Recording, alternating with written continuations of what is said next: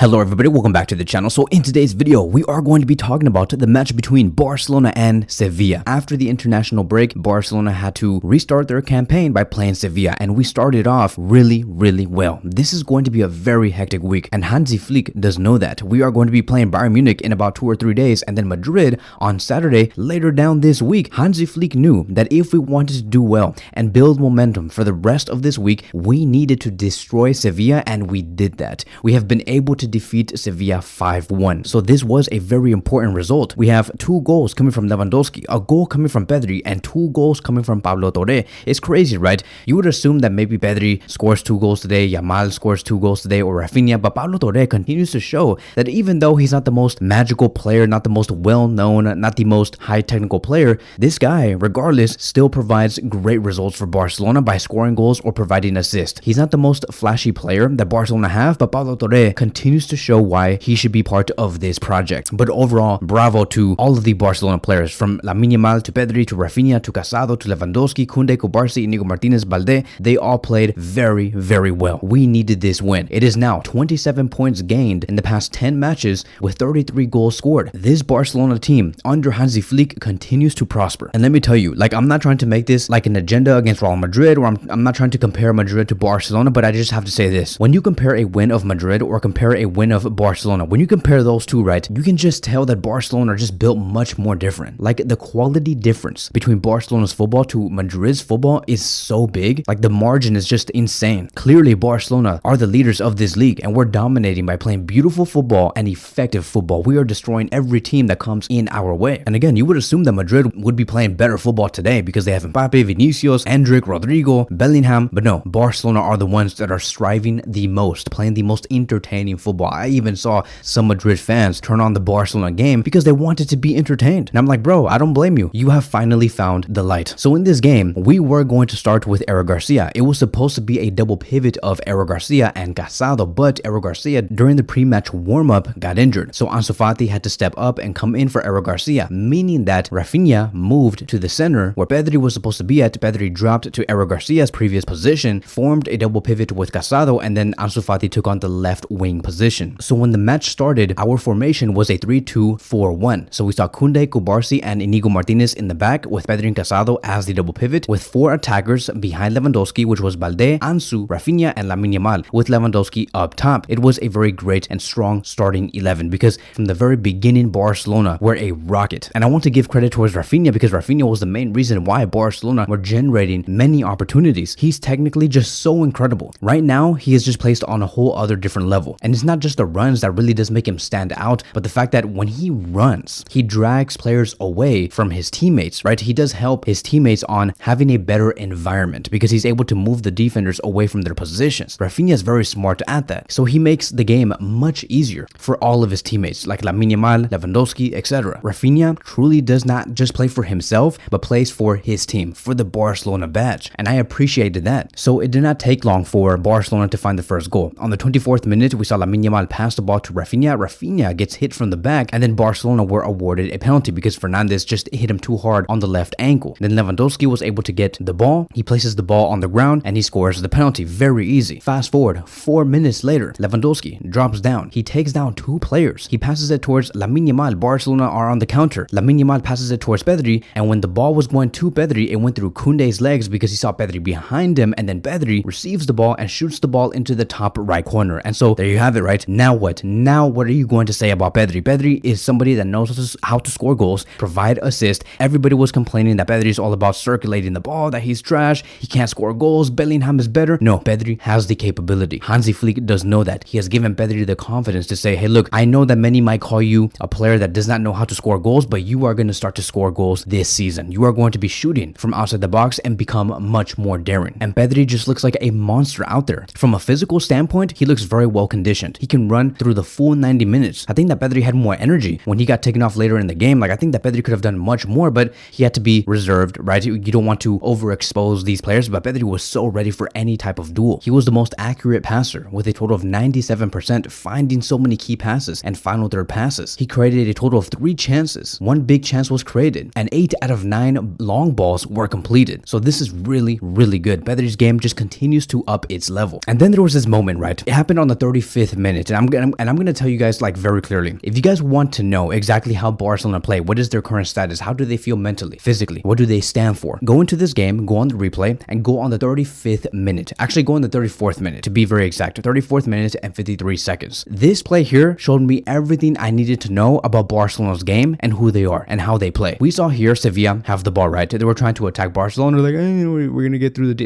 right. Like the defense is gonna take the ball away from Sevilla so easily, right? So we saw Cubarsí take the ball away. Look at how deep Cubarsí has the ball. He's being pressured by one of the attackers of Sevilla, but then Cubarsí has the flexibility to make a full 360, pass the ball to Rafinha, so he finds the player. I'm like, bro, how the hell did you find that player and your back was like turning against the whole freaking field? So Cubarsí passes it towards Rafinha. Rafinha receives the ball. He passes it towards Lamine Yamal. It was a quick one touch, and then Rafinha, there you go. He runs into open space, and just all of a sudden, within a span of like 5 seconds, Barcelona were in the counter. And 5 seconds ago, Sevilla had the ball. So Barcelona were like so aggressive, so vertical, extremely fast in their touches. It was like boom, Cubarsí, boom, Rafinha, boom, Lamine Yamal, boom, back to Rafinha. Rafinha goes into open space with the ball. He runs. You can see Lamine Yamal behind Rafinha as Rafinha has the ball because he wanted the numerical advantage, right? Very Hansi Flick type of style. So Rafinha then finds Lamine Yamal. We're in a 3 versus 4 situation here. Lamine Yamal could have been like all the way at the back, and he could have been like, okay, I did one touch to Rafinha. Let me just stay here. Let me just be very passive. No, Lamine Yamal did that one touch with Rafinha, and he moved, right? He went all the way to the top because he was looking for the numerical advantage. He was running. He was hustling. He received the ball eventually, right, by Rafinha. And then Lamine Yamal finds Lewandowski make a center run through the defenders, right? It's just like, bro. And then Lewandowski receives the ball, and then it was just almost a goal. Almost, bro.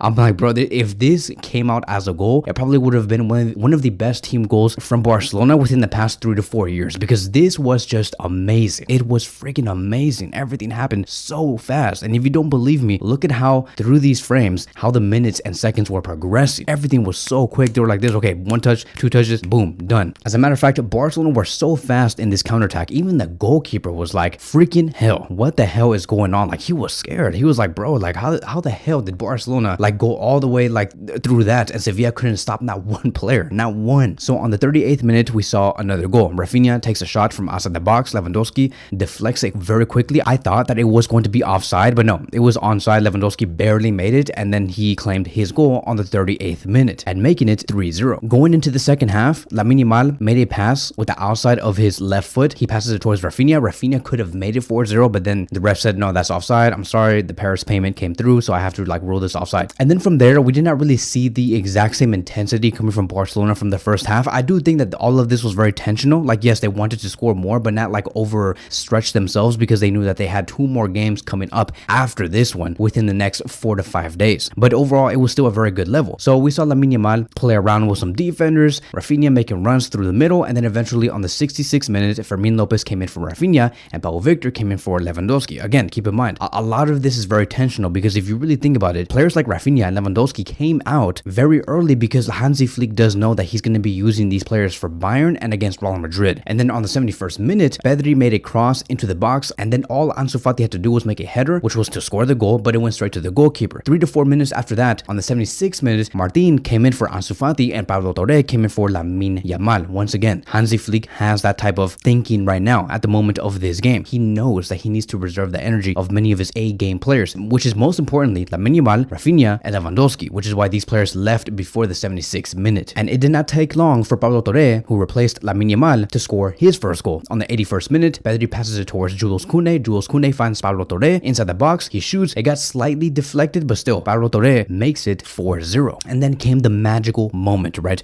It was just a love letter coming from Hansi Flick. He said, not only am I going to give out a win for these players in front of our own fans, but I'm going to introduce Gavi back into this team today. And Gavi did finally make his return after being out for 1 year because of an ACL injury. And I'm not going to lie, like, I'm going to be very real with you guys. I'm not like, I don't like lying to you guys, but I'm not going to lie. When I saw Gavi come in for Pedri and Gavi got the armband out, I teared just a little bit. I know that I'm not supposed to be tearing because I'm a grown ass man, but still, I teared a little bit because it just felt good to see Gavi return, because it meant so much for Gavi. You can see in his face, he was smiling when he was about to come in. Pedri looked very happy. Hansi Flick was hugging Gavi. It was a moment, a true moment for every Barcelona fan. If you did not tear just a little bit, you know, I'm not saying like cry or anything, but just tear a little bit. If you did not tear, then you're not really a Barcelona fan, because when I saw Gavi get onto the pitch and I saw him make a foul already after like 25 seconds, I'm like, bro, Gavi is freaking back. Barcelona is back. Slowly but surely, we're gonna get the prime Barcelona later down this season, because this is only scratching the surface. Just wait until you see Araujo come back. Just wait until you see Christensen come back. Just wait until you see Frankie find his prime. It's going to be freaking amazing, bro. So Gavi had the armband representing Barcelona. Everything looked very good. The environment was right. All the fans at Barcelona were very happy. And then Pablo Torre came in on the 88th minute and scored his second goal. It was not really like intentional, because he was trying to make a set piece cross to Inigo Martinez. Inigo Martinez was trying to header the ball, but he missed, which was good, because if he were to hit that ball, it would have been ruled as offside. So Pablo Torre had that cross go straight into the goal. The goalkeeper got confused because he thought that Inigo Martinez was going to touch it. Pablo Torre made it 5-1. And yes, Sevilla did score, but nobody cared, because this was Barcelona's moment. This was Gavi's moment. This was Pedri, Lamine Yamal, Lewandowski, Rafinha, and everybody's moment. It was a moment for all Barcelona fans. And so a great start to this week. We have Real Madrid. We have Bayern coming up. Barcelona have great momentum right now. They have all the energy in the world. We know how we want to play, and so we come in there with 110%. And so I'm ready. So are you guys? Are you guys ready? And don't worry, of course, I'm going to be covering all of these matches coming out in the next 5 days on this YouTube channel. We're going to be talking about the pre-match preview of every game and the post-match review, of course. And I hope that Barcelona get the job done, because let me tell you, if Barcelona can defeat Bayern and Madrid this week, it's going to give us a lot of reassurance for the rest of this Champions League stage in order for us to get out and go into the top 9 or top 8. And it would also be very good for our morale, for us to be very competitive in everything else. Because can you imagine these players saying, oh my God, we have just defeated Bayern, we have just defeated Real Madrid. If we continue to work in this way, we can defeat anybody. So there's so much to look forward to. Again, if you guys are new here, welcome to the channel. Please subscribe to the channel. Everything will be covered for the next 8 to 10 days. And I'm ready. I'm so freaking ready, guys. And I hope that you guys are too. But that is it. That is going to be wrapping up today's video. Thank you guys so much for watching, and I will see you guys in the next one.